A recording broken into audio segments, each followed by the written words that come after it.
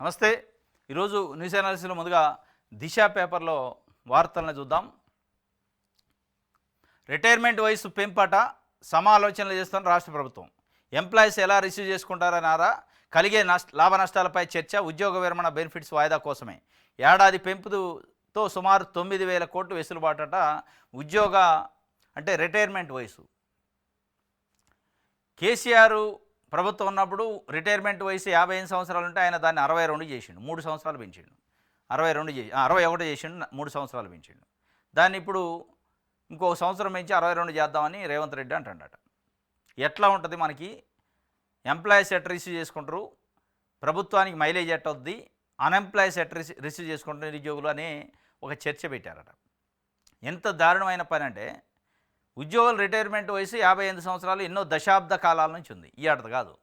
దాన్ని కేసీఆర్ వాళ్ళ స్వార్థం కోసం, రిటైర్మెంట్ బెనిఫిట్స్ తప్పించుకోవడం కోసం 3 సంవత్సరాలు పెంచిండు. 3 సంవత్సరాలు నువ్వు రిటైర్మెంట్ ఏజ్ పెంచడం అంటే నిరుద్యోగులు ఒక 3 సంవత్సరాలు నష్టపోతున్నట్టుగా, ఖాళీ కావుగా జాబులు. దాన్ని అయ్యాల కాంగ్రెస్ పార్టీ మరి సమర్థించిందా, వ్యతిరేకించిందా ఏది చెప్పకుండా అట్లా ఉన్నారు. ఇవాళ మళ్ళీ వాళ్ళు 1 ఇయర్ పెంచుతారట. ఎందుకంటే ఒక సంవత్సరం రిటైర్మెంట్ ఆగితే 9,000 కోట్లు ఆదా అయిద్దట ప్రభుత్వానికి. ఏం ఆదా అయితే వాళ్ళకి జీతం ఇవ్వాలిగా, తర్వాత ఆయన బెనిఫిట్స్ ఇవ్వాలిగా. ఏమన్నా తలకాయన పనులని. ఇప్పుడు రిటైర్మెంట్ బెనిఫిట్స్ 1 ఇయర్ పెంచినాం అనుకో, ఆ 1 ఇయర్ తర్వాత కూడా రిటైర్ అవుతారు, అప్పుడు కూడా ప్రభుత్వం పైనే కదా బడ్డెనం. ఇలా 1 ఇయర్ ఆపుతూ ఈ 1 ఇయర్ జీతం ఇవ్వాలి, దాని తర్వాత మళ్ళీ రిటైర్ అయిన రోజు బెనిఫిట్ అయితే ఇవ్వాలిగా. 61 సంవత్సరాల నుంచి 62 సంవత్సరాలు ఒక రిటైర్మెంట్ ఏజ్ పెంచితే ఏం బెనిఫిట్స్ లేవు అంటే నిజంగానే అనుకోవచ్చు. బెనిఫిట్స్ ఎప్పుడు ఉండేవే కదా. ఒక 1 ఇయర్ లేట్ అయింది. కేసీఆర్ చేసిండు. ఇవాళ రేవంత్ రెడ్డి మళ్ళీ ఆయన వాళ్ళ స్వార్థం కోసం పనిచేస్తున్నారు.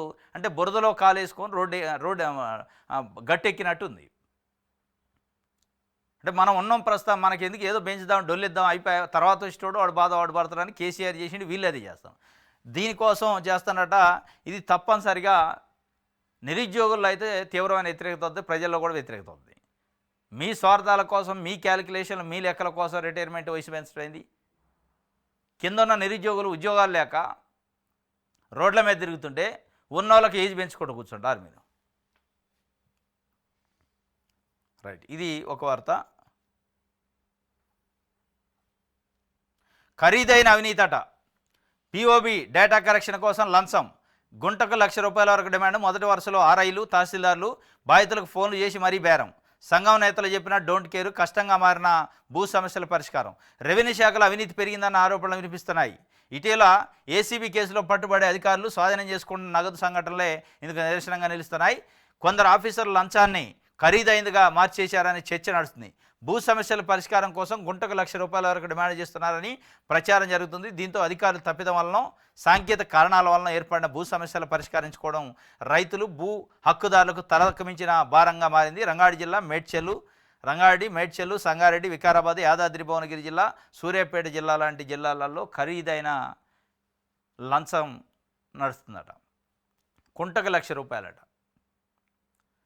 పిఓబి అంటే ప్రొహిబిటెడ్ జాబితాలో పడింది. పట్టా ల్యాండే కానీ ప్రొహిబిటెడ్ జాబితాలో ఆ రెవెన్యూ అధికారుల సమన్వయ లోపమో, రెవెన్యూ అధికారుల తప్పిదం వలన, ఆ డేటా ఎంట్రీ వాళ్ళ తప్పిదం వలన పడింది. దాన్ని రిలీజ్ చేయాలంటే, పిఓబి నుంచి తీసేయాలంటే గుంటకు ₹1,00,000. ఆర్ఐలు, తహసీల్దార్లే ఫోన్లు చేసి మరీ అడుగుతుండట. ఇగో నీ భూమి పిఓబిలో పడది, ప్రొహిబిటెడ్ లిస్ట్లో తీసేస్తాం, రా వచ్చి మాట్లాడుకో అంటున్నారట. ఇది దీనికోసమైనా భూభారత పెట్టింది. తహసీల్దార్ల సంఘాలు, ఆర్డీఓ సంఘాలు ధరణిని తీసేయాలి, భూభారత పెట్టాలి, మాకు ఏమి లేకుండా చేతురి అని చెప్పి గగ్గోలు పెడితే వాళ్ళ కోసం పెట్టినట్టే ఉంది, రైతుల కోసం పెట్టినట్లేదు. రైతుల కోసం పెడితే వీళ్ళు ఫోన్లు చేసి రండి, మాట్లాడుకోండి, లంచం మాట్లాడుకోండి, డబ్బులు ఇవ్వండి, పని చేయించుకోండి అంటే, రేపు ఇదే ఆర్ఐలు, ఇదే తహసీల్దార్లు వాళ్ళ దగ్గరే లాగిన్ ఉందనుకోండి, రేపు ప్రతి ఒక్కళ్ళ భూమిని దాంట్లో పెడతారుగా. పిఓబిలో ఖరీదైన భూమి ఏదో చూసి పిఓబిలో పెడితే వాడు గగ్గోలు పెట్టాలి. ఎందుకు పోయిందో ఎవడికి తెలియదు, అది ఎట్టబడదో అని వీళ్ళు అంటారు. మరి అది ఎందుకు పడ్డది పిఓబిలో ఎంటర్ చేసిన అధికారి ఎవరు, వారిపైన చర్యలు ఏమైనా ఉంటాయి అనేది ఏముండదు. పడ్డదండి, అది ఎట్లా పడ్డదో తెలియదు, కానీ సరి చేయించుకోండి. అది ఎవరు చేశారో తెలియదు, ఎట్ట పడ్డది. అది ఏ భగవంతుడి జాతర. సరి చేసే హక్కు మీకు ఉన్నప్పుడు దాన్ని చెడగొట్టింది కూడా మీరే కదా. మరి ఆ చెడగొట్టినోడు పరిస్థితి ఏంది? వాడిని ఏం చేస్తారు? రైతు తప్ప. రైతు వచ్చి సిస్టమ్ మీద కూర్చొని చెడగొట్టుకోడు కదా. ఇది అలా ఖరీదైన అవినీతి నడుతుందట భూభారత పేరుతోని. భూభారతం పేదలకు చుట్టం అని ఒకవైపు వీళ్ళు చెప్తున్నారు. పేదలకు చుట్టం కాదు, పేదలకు గుదిబండ అయ్యే అవకాశం ఉంది. ఇదే పద్ధతి నిజంగానే ఈ ఈ భూ ఏది పిఓబి పైన డబ్బులు అడుగుతున్నారు అనే దానికైతే ఏకపక్షంగా మీడియా గొంతు నొక్కడం సరికాదు, అది రాజ్యాంగ విరుద్ధం. మేడ్చల్ జిల్లా కోర్టు తీర్పుపై హైకోర్టు ఆగ్రహం. మెగా సంస్థపై వార్తలు రాయొద్దంటూ ఇచ్చిన గాగ్ ఆర్డర్ కొట్టివేత. వాస్తవాలు దాచారంటూ మెగా సంస్థపై serious. Megha engineering, Megha Ramakrishnareddy Kaleshwaram project, ఆయన పేరు 2 తెలుగు రాష్ట్రాల్లో సుపరిచితం. ఏ పార్టీ అధికారులను కూడా ఆ పార్టీ చుట్టే ఆ పార్టీ నాయకుల చుట్టూ తిరుగుతూ ఉంటాడు ఆయన. బీఆర్ఎస్ 10 ఏళ్ళ నుండి బీఆర్ఎస్ వాళ్ళ ఇళ్లలోకి నడింట్లోకి ఎప్పుడంటే అప్పుడు పోగలిండు. అప్పుడు కాంగ్రెస్ వాళ్ళు విమర్శించారు, మెగా కృష్ణారెడ్డి దోపిడీ చేస్తుండు అన్నారు. వీళ్ళు రాగానే వీళ్ళింటికి కూడా వచ్చిండు ఆయన, రేవంత్ రెడ్డి ఇంటికి కూడా. ఇప్పుడు వాళ్ళు విమర్శిస్తున్నారు. మొత్తానికి ఆ మెగా కృష్ణారెడ్డి గురించి వార్తాపత్రికల్లో, టీవీ ఛానల్లో టెలికాస్ట్ చేయొద్దు, వార్తలు రాయొద్దని మేడ్చల్ జిల్లా కోర్టు నుంచి ఆర్డర్ తెచ్చుకున్నాడు ఆయన. అంటే శుద్ధపూస, ఆయన ధర్మాత్తుడు, ఆయన మఠం పెట్టిండు, ప్రజాసేవ చేస్తాడు అన్నట్టుగా ఆయన గురించి మాట్లాడదట. మొత్తం చేసేది దొంగ పనులు, మొత్తం చేసేది అక్రమాలు, అవినీతి, సంచులు మూటలు ప్రజల సొమ్ముని రక్తం లెక్క, ప్రజల రక్తాన్ని జలగలెక్క పీక్కొని తింటాడు. వాడి గురించి వార్తలు రాయొద్దని కోర్టు ఆర్డర్ ఇచ్చిందట. ఆ కోర్టు ఆర్డర్ పైన హైకోర్టు ఆగ్రహం వ్యక్తం చేసి ఏ పద్ధతులు ఎత్తరు, ఏకపక్షంగా మీడియా గొంతు ఎట్టనొక్కుతారు. మెగా కృష్ణారెడ్డి డబ్బులు ఉన్నోడికైతే ఒక చట్టం, డబ్బులు ఉన్నోడికైతే ఒక తీర్పు, కోర్టును తప్పుదావ పట్టించిండు అని చెప్పి హైకోర్టు ఆగ్రహం వ్యక్తం చేసింది.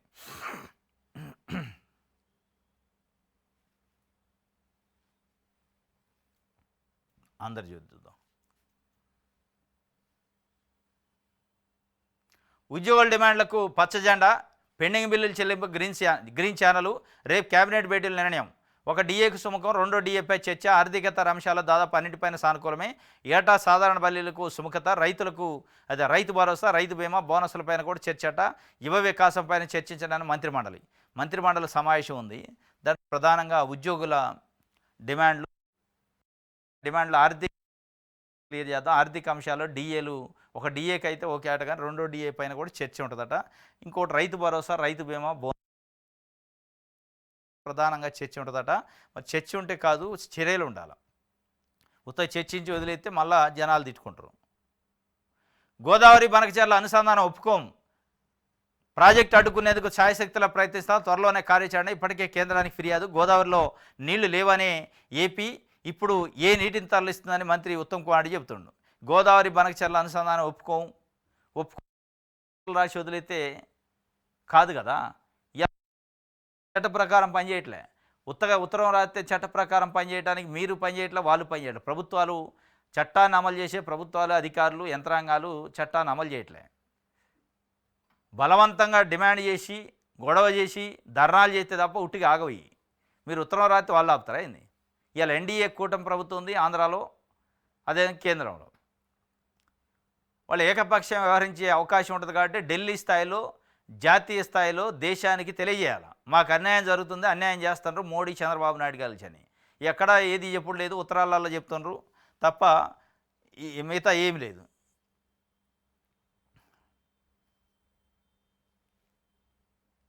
రైట్. నమస్తే తెలంగాణలో. బీజేపీ సుందరం మహిళల గరంగరం. ఉత్తరాదిలో బెడిసికొట్టిన సింధూర్ అభియాన్. గల్లాపట్టి నిలదీస్తున్న ఆడబిడ్డలు. మోదీ జాతికి జవాబు చెప్పండి అని చెప్పి 200 మంది ఎంపీలు లేఖ రాశారట. ఆపరేషన్ సింధూర్పై చర్చకు రండి, పార్లమెంట్ సమావేశం పెట్టండి. అసలు ఏం జరిగింది సింధూరు? పహల్గామ్ దాడి, ఆ పహల్గామ్ దాడిలో మృతి చెందిన 26 మంది కుటుంబాలు, దాని తర్వాత జరిగిన ఆపరేషన్ సింధూరు, ఏమి ఫలితం వచ్చింది, ఆ పరిణామాల వల్ల జరిగింది ఏంది అనేది దేశానికి, జాతికి చెబుదాం. పార్లమెంట్ సమావేశం పెట్టినట్టు 200 మంది ఎంపీలు లెటర్ రాస్తారట ప్రధానమంత్రి మోడీకి. ఇది గమ్మత్తుగా ఉంది. ఆపరేషన్ సింధూరు, బీజేపీ సింధూరం మహిళల గరంగరం అంటే ఉత్తరాది రాష్ట్రాలలో సింధూరం పట్టుకొని పోయి మహిళలకు ఇస్తున్నారట బీజేపీ నాయకులు. మేము పెద్ద ఘనకార్యం చేసినాం ఆపరేషన్ సింధూర్ పేరుతోని, కంటే మహిళలు చెప్పులు తీసుకొని ఎంటబడుతున్నారట. సింధూరం ఎవరు పెడతారు? నుదిట్టిన సింధూరం భార్యకి ఎవరు పెడతారు? భర్తే పెడతాడు. ఓడో వచ్చి పెట్టడం. ఈ సింధూరం నువ్వుడు పంచడాన్ని ఏమైనా భర్తవా అని చెప్పి ఎంటబడుతుండట. ఇక రాజకీయ లబ్ధి, ఓట్ల కోసం ఈ ఏడిపోయిపోతే అసలు సింధూరం ఎడిపోయింది. ఆపరేషన్ సింధూర్ అంటారు, కాళ్ళ మీద నిలబెడతారంటారు, మోకాళ్ళ మీద నిలబెడతారు, అసలు వణికిపోతుంది, పాకిస్తాన్ ఉండదు పటంలో, ప్రపంచ పటంలో అంటారు. దానిపైన అది చేసుకుంటుంది, మన పని మనం చేసుకుంటాం. ఏం జరిగిందో ఎవరికి చెప్పరా? జాతిని అసలు అయోమయంలో పెడితీయాలి. భారతదేశ వ్యాప్తంగా ఏం జరిగింది, ఎందుకు ఆగింది ఆపరేషన్ సింధూరు, మరి ఎక్కడ రిజల్ట్ వచ్చింది, ఏం ఫలితం వచ్చింది అంటే ఏం లేదు. మళ్ళీ దీనిపైన రాజకీయాలు, ఓట్ల కోసం రాజకీయాలు చేస్తుంటే గరం గరం అయ్యారట దేశ ప్రజలు. అది అక్కడ ఇది ఉత్తరాదిలో.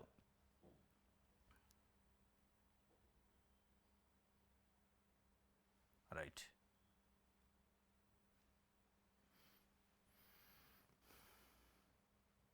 మన తెలంగాణ మళ్ళీ అసైన్మెంట్ కమిటీలు వేస్తారట. ప్రజా అవసరాలకే ప్రభుత్వం మిగులు భూములు, అసెంబ్లీ సెగ్మెంట్ల వారిగా కమిటీల ఏర్పాటు. ఖమ్మం జిల్లా ములుగుమాడు రెవెన్యూ సంస్థలో డిప్యూటీ సీఎం బట్టి విక్రమార్క 15 ఆగస్టు నాటికి భూమి సమస్యలన్నిటికీ విముక్తి మంత్రి పొంగులేడి చెబుతున్నాడు. నాట్లకు ముందే రైతు భరోసా నిధులు జమ అని మంత్రి తుమ్మల నాగేశ్వరరావు. ఈ నాట్లు ఎక్కడి నుంచి వచ్చింది? అసలు మే 23 నుంచి ఎంట్రీ అయిపోవాలి ఇప్పటికే, మళ్ళీ నాట్లేంది రైతు భరోసాకి? అరే రైతు భరోసా ఎప్పుడో డిసెంబర్లో ఇవ్వాల్సింది, జూన్ వచ్చినా ఇవ్వకుండా మళ్ళీ నాట్లుగా లోపు ఇది ఎక్కడ తంతు? ఆ ఇచ్చేదేదో టైంకి ఎడితే వాళ్ళు కాస్త ఉపయోగపడతాయి కదా. యాసంగి రైతు భరోసా వానాకాలానికి వచ్చిన దిక్కు లేదా, మరి వానాకాలానికి ఇవ్వాల్సిన రైతు భరోసా సంగతి ఏంటంటే ఇదే ఏడా అడుగుతాం, అదే ఇయ్యడా పాదే. మళ్ళీ కొత్త దానికోసం మళ్ళీ ఇంకొక 6 నెలలు వెయిట్ చేయాలి. వాయిదాల మీద వాయిదాలు పెట్టుకుంటూ పోతాం రైతు భరోసా విషయంలో. మళ్ళీ మేము అన్నీ ఆపినాం, ఖర్చు తగ్గించినాం, టాప్ ప్రయారిటీ రైతులకే పెట్టినాం, రైతు భరోసాకే ఎంట్రీ. మరి ఎడిపోతున్నాయి డబ్బులని, ఏం చేస్తున్నట్టు డబ్బులని? ఏమో రైతు భరోసా ఇవ్వడానికి 4-5 వేల కోట్లు ఖజానాలు ఇవ్వా? మరి హైదరాబాదులో జిఎస్టీ 100 కోట్లు వస్తుంది నెల. మరి హైదరాబాద్ లాంటి గుండెకాయ లాంటి నగరం ఉన్నాక ఇంకా రైతులకి ఇవ్వాల్సిన రైతు భరోసా దిక్కు లేకపోతే ఏం ప్రభుత్వం నడుపుతున్నట్టు, ఏం చేస్తున్నట్టు? మళ్ళీ ఉన్నోళ్ళు ఊకుంటారా? వారానికి ఒకసారి రైతు భరోసా, త్వరలో రైతు భరోసా మొదటి వారంలో, రైతు భరోసా 2వ వారంలో, రైతు భరోసా వరి నాట్లప్పుడు, వరి నాట్లకు వెనక ముందు ఈ చెబుతుంటారు. లేని ఆశలు పెడుతున్నారు. ఇది మొత్తానికైతే మళ్ళీ అసైన్మెంట్ కమిటీలు అని వస్తాయట. అసైన్మెంట్ ల్యాండ్లకు సంబంధించి గతంలో ఉండేది. నియోజకవర్గంలో ఎమ్మెల్యే చైర్మన్గా, మిగతా అధికారులు దాంట్లో మెంబర్లుగా ఉండేది. అసైన్మెంట్ భూములు ఎవరెవరికి ఉన్నాయి, ఎవరికి పంపిణీ చేయాలి, ఎక్స్ట్రా ఉన్న భూమి లేని పేదలకు ఎట్లా పంపిణీ చేయాలి, వాళ్ళకి పట్టాలు ఎట్లా ఇవ్వాలనే దానిపై. దీంతోపాటు కాంగ్రెస్ పార్టీ ఎన్నికలలో ఒక హామీ ఇచ్చింది.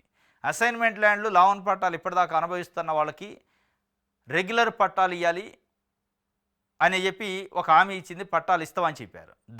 దాన్ని కూడా ఏదో పరిశీలిస్తానట. అంటే 20 సంవత్సరాలు లేదంటే ఒక కట్ ఆఫ్ డేట్ పెట్టుకుని 20 సంవత్సరాలకు పైగా అనుభవిస్తూ పాస్బుక్లు ఉండి రికార్డు ఉండి వాళ్ళే దున్నుతూ ఉంటే వాళ్ళకి పట్టా హక్కులు కల్పించడం. ఇప్పుడు పట్టా హక్కులు ఉండవు, వాళ్ళకి అమ్ముకునే హక్కు ఉండదు. అమ్ముకునే హక్కును కూడా కల్పించే అవకాశాన్ని ఇస్తామని చెప్పి ఈ అసైన్మెంట్ ల్యాండ్ల పైన అప్పట్లో అన్నారు. ఏది ఎన్నికల హామీలో. మరి ఇప్పుడు చెప్తారా, దాన్ని చేస్తారా లేదా అనేది కూడా పరిశీలించాలి. దాన్ని అయితే మాట్లాడతాం అని అంటున్నారు. బనకచర్లను అడ్డుకోవడానికి అన్ని ప్రయత్నాలు చేస్తున్నాం. మా అభ్యంతరాలను కేంద్రానికి తెలియజేశాం. కేంద్ర మంత్రి సిఆర్ పాటిల్కి ఫిర్యాదు చేశాం. బనకచర్లను అడ్డుకోవాలని కోరాం. వాళ్ళు ఎందుకు అడ్డుకుంటారు, మనం అడ్డుకోవాలి. కానీ ఈ లేఖలు ఇచ్చి ఉట్టికి నోట్లో చెవులు చెప్తే తింటారు. ఢిల్లీలో పోయి జంతర్ మంతర్ దగ్గర అల్లాడియాల, మొత్తం తెలంగాణ పోయి ఆడ కూర్చోవాలా, కూర్చొని అల్లాడిస్తే అప్పుడు సెట్ అవుతారు తప్ప ఈ ఉడుతూపులకు వాళ్ళు భయపడతారా?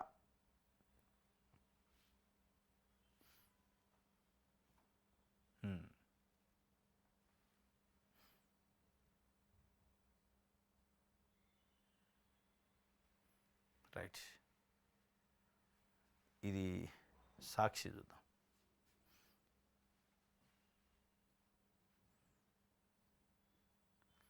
లుకలుకలు కుమ్ములాట్లు. రాష్ట్రంలోని 3 ప్రధాన పార్టీల అంతర్గత కాంగ్రెస్, బీఆర్ఎస్, బీజేపీలో రచ్చ. అసమ్మతి స్వరాలు, అసంతృప్త జ్వాలలతో సతమతం. కాంగ్రెస్లో తేలిన కేబినెట్ విస్తరణ, ఆశావాహులు నిరసనగలం. పార్టీ పదవుల్లోల్లి, గాంధీభవన్లో మహిళా నేతల ధర్నా. ఎమ్మెల్సీ కవిత రెబల్స్తో బీఆర్ఎస్లో దుమారం. జాగృతి బలోపేతం అంటూ పార్టీకి సమాంతరం కార్యకలాపాలు. కమలంలోనూ కలహాలు, నేతల్లో కొరబడిన ఐక్యత. తలనొప్పిగా మారిన రాజసింగ్ తీరు. మొత్తానికి తెలంగాణ రాష్ట్రంలో ఉన్న 3 ప్రధాన పార్టీలు బీఆర్ఎస్, బీజేపీ, కాంగ్రెస్. ఏ పార్టీలో ఉన్న కుమ్ములాట ఏ పార్టీలో ఉన్న లోకలాకలు ఆ పార్టీలో ఉన్నాయి. కాంగ్రెస్ పార్టీలో అయితే ప్రధానంగా 6 క్యాబినెట్ పదవులు భర్తీ చేయాలి మంత్రులు. ఆ 6 క్యాబినెట్లకి వాళ్ళకు 600 అయినా అది ముందుకు పోవట్లే. కింద మీద అవుతున్నారు పాపం, తలకిందులు అవుతున్నారు. అయినా ఈ భర్తీ చేయలేని పరిస్థితి. పీసీసీ కార్యవర్గం అది కూడా భర్తీ చేయలేని పరిస్థితి. నామినేటెడ్ పదవులు భర్తీ చేయని పరిస్థితి. ఈ 3 విషయాలలో కాంగ్రెస్ పార్టీ అతలాకుతలం అవుతుంది. మళ్ళీ వాళ్ళకేం ఇక్కడ కాదా, ఢిల్లీ పోవాలన్నారు ప్రతిసారి. పరువు బజార్లో పోతుంది. నడి బజార్లో పరువు పోయింది. ఇప్పటికే కనీసం క్యాబినెట్లు బెర్తులను కూడా భర్తీ చేసుకోలేని పరిస్థితి, పీసీసీలో కమిటీలను వేయలేని పరిస్థితి, నామినేటెడ్ పదవులు ఇవ్వలేని పరిస్థితి సంవత్సరంన్నర దాటిపోతుంది. అంత అసమర్థంగా ఉంది. పార్టీలో అసంతృప్త జ్వాలలు లుకలుకలు ఉన్నాయని. దాంతోపాటు బీఆర్ఎస్లో స్టార్ట్ అయింది. కవిత లెటర్ రాయటం వల్ల ఆయనకి బీజేపీతో పొత్తొద్దు, బీజేపీలో విలీనం వద్దని నేను అడుగుకుంటున్నా, కొన్ని కుట్రలు చేస్తారు నా పైన, కేసీఆర్ చుట్టూ దెయ్యాలు ఉన్నాయి అని చెప్పి మళ్ళీ దానికి కౌంటర్గా కేటీఆర్ మీటింగ్ పెట్టి ఆయన చెప్పటం. ఇవన్నీ కవిత ప్యారలల్గా జాగృతి సంస్థని బీఆర్ఎస్ పార్టీ ఎట్టయితే నడుపుతుందో ఆమె కూడా ప్యారలల్గా సమాంతరంగా బీఆర్ఎస్ పార్టీకి పోటీగా స్ట్రెంథన్ చేస్తుంది జాగృతిని. ఆమెని కనీసం చర్యలు తీసుకునే పరిస్థితి లేదు బీఆర్ఎస్లో. ఆమెకి కనీసం సోకాజ్ నోటీస్ ఇచ్చే ధైర్యం కూడా చేయట్లేదు. ఎందుకంటే వీళ్ళ బతుకులు వీళ్ళ బండారాలను బయటపడతాయని, కుటుంబ సభ్యురాలు కాబట్టి. అదే వేరేటోండి అయితే ఇక సించి అవతలేసేటోళ్ళే. ఇక బీజేపీలో అయితే రాష్ట్ర అధ్యక్షుడి నియామకం 1 ఇయర్ నుంచి ఇదిగో అదిగో 15 రోజుల్లో నెలలో వచ్చే నెలలో ఆ పండగకి ఈ పండగ కానీ బీజేపీ అధ్యక్షుడు తెలంగాణకు అధ్యక్షుడిని నియమించడానికి వాళ్ళు కనీసం ఒక అడుగు ముందుకెళ్ళకపోతున్నారు. ఎక్కడ వేసిన గొంగడ అక్కడే ఉంది. ఇక దాంట్లో లొక్కలొక్కలు దాంట్లోనే చెప్పడానికి అలివి కాదు. ఇది మొత్తానికి 3 ప్రధాన రాజకీయ పార్టీలు ఈ లొక్కలొక్కలలో ప్రజా సమస్యలపైన మాట్లాడేటోడు లేడు, ప్రజల గురించి ఆలోచించేటోడు లేడు. వాళ్ళ పదవులు వాళ్ళ పంపకాలు వాటి గురించి ఆలోచిస్తున్నారు తప్ప దీనిపైన దృష్టి ఎవరికి లేదు.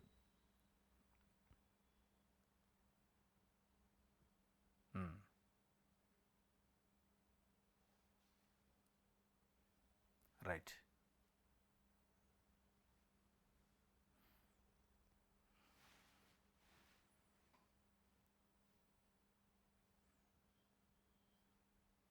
ఇది సాక్షికి సంబంధించి.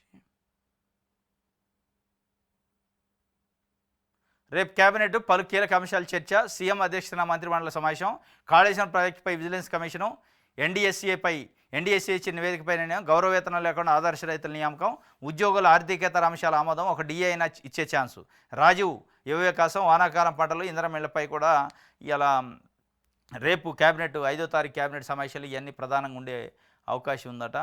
మరి రైతు భరోసా, రైతు బీమా, సన్నోట్లకు బోనస్ వీటిని కూడా మాట్లాడాలని ప్రజలు కోరుకుంటున్నారు.